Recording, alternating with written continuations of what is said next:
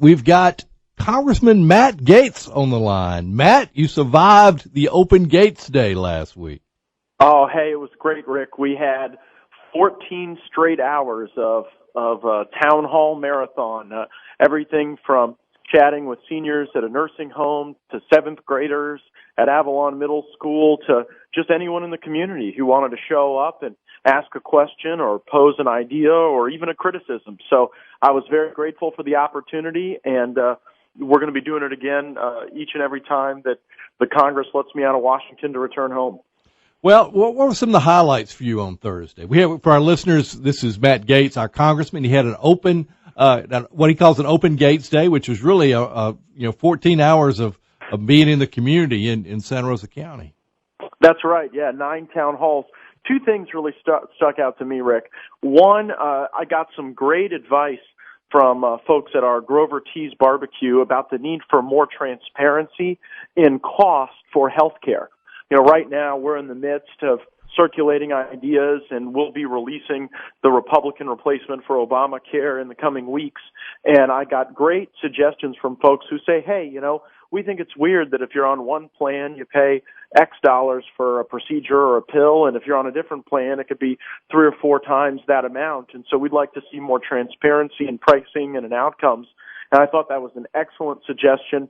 The other thing that sometimes falls through the cracks, amid all of the conflict and hyperbole, is that we've still really got a problem at the VA. I mean, at every single event I attended, there was at least one constituent with a tragic story of being caught up in the bureaucracy and unable to get answers. And, I know this is a priority for the president. We're working on a reformation of our healthcare system now, but we have got to keep our foot on the gas to try to get some meaningful reforms in the VA system. And the number one reform that people suggested to me was give the VA secretary the ability to fire people. That still is not the case, and we really need to make some substantial reforms there.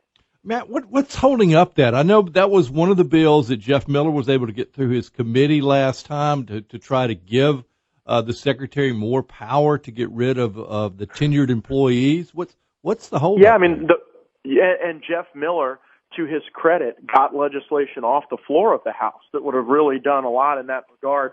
The problem that we have is that we've got too many United States senators who are bought and paid for by the unions. And I mean, I hate to say it in such crass terms, but it's the truth. We've got to have 60 votes in the United States Senate to be able to pass this type of a substantive reform. And unfortunately, Chuck Schumer has taken the position that they will filibuster everything. Right now, one of the challenges is that the United States Senate is very slow to confirm President Trump's cabinet. This is actually the slowest a Senate has taken to confirm a cabinet since George Washington, and so the pace is just not what we would like to see on these issues. My hope is that our new Secretary of the VA will be able to administratively do some things to be able to set us up for some more success.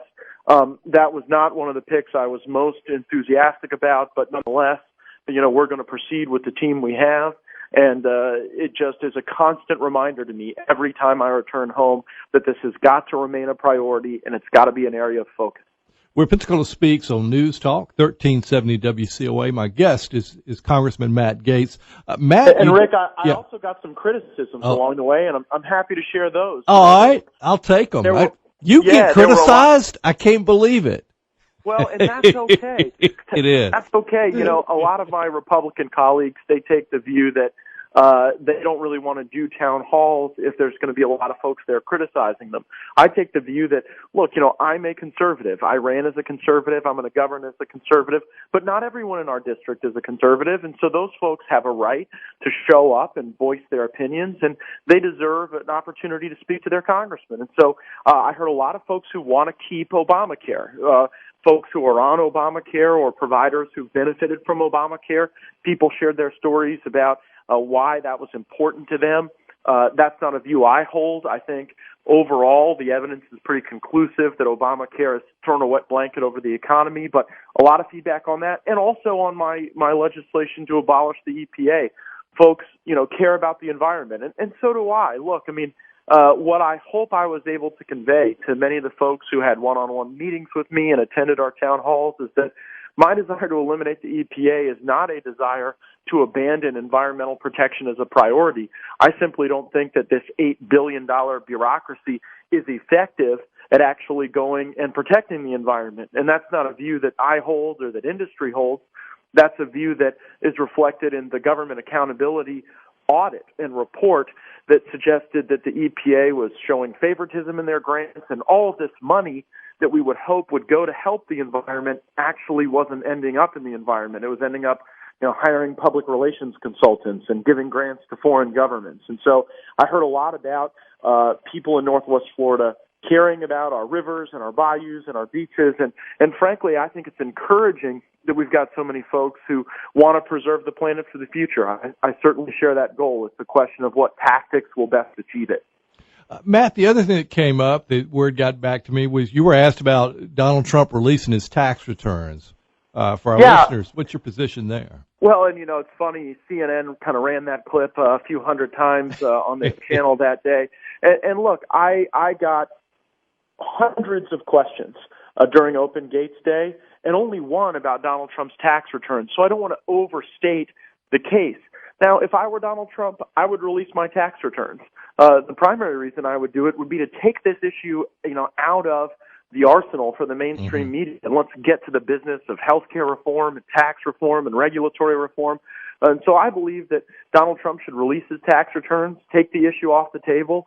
But it's certainly not something that is in the forefront of the minds of most of the folks I met with. It was really only one person that asked that question out of the many hundreds I spoke with. But yeah, I'm a transparency hawk. Rick, that right. Before I was elected to Congress, I would go and literally sue local governments that wouldn't comply with transparency laws. And it's just, it's part of who I am. I'm Open Gaetz. I think that it would be best for Mr. Trump and best for the country if he would release those returns. We're Pensacola Speaks on News Talk 1370 WCOA. I'm Rick Outzen, the host. My guest is Congressman Matt Gaetz. Matt, tomorrow President Trump is going to address the the Congress for the first time. What kind of preview? What do you think's what do you think his message will be tomorrow?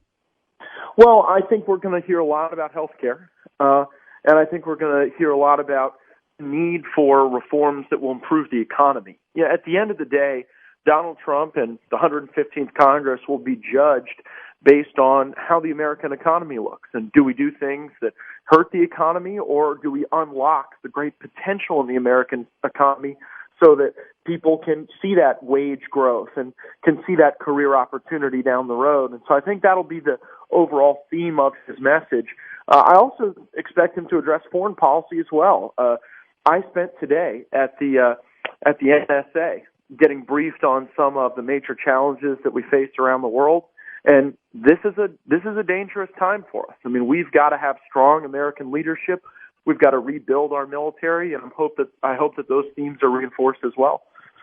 Well, Matt, thank you so much for calling in this afternoon and give us an update. I'm glad to, I got good feedback that you were willing to take all comers and listen to all questions and deal with, which I knew this is how you were raised. This is what you're good on your feet. I know. Well, hey,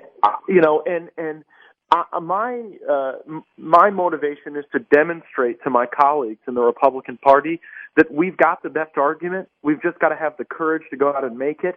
And we cannot just have a bunker mentality when people who don't agree with us choose to protest. Protest is the sign of a healthy democracy. It's okay. We've got to embrace it, and we've got to go out there and be with our folks. And I look forward to doing it again in April, and Pensacola will probably be our location. Well, great. Matt, thank you so much for coming on. All right. Thanks so much, Rick. Have a good night.